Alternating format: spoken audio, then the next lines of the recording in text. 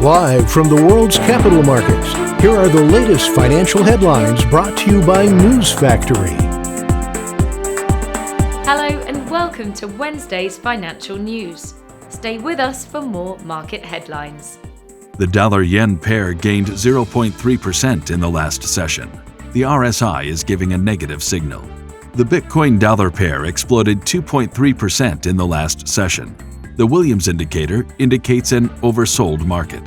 The gold-dollar pair dropped 0.3% in the last session.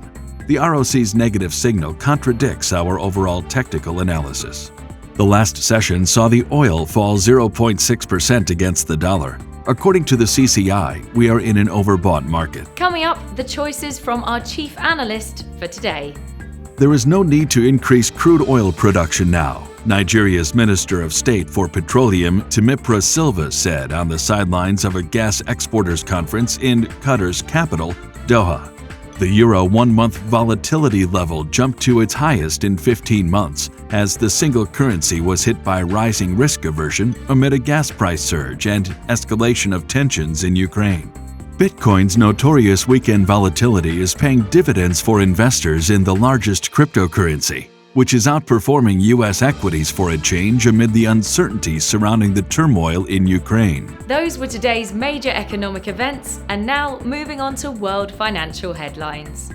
Germany's GfK Consumer Confidence Survey will be released at 0700 GMT. The French business climate in manufacturing at 0745 GMT. The U.S. 5-year note auction at 1800 GMT.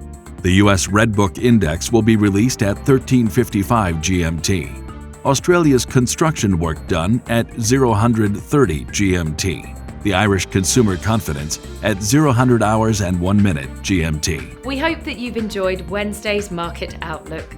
On behalf of all of us here, we wish you a productive trading day. Be sure to join us tomorrow morning for the latest news and events from the financial markets.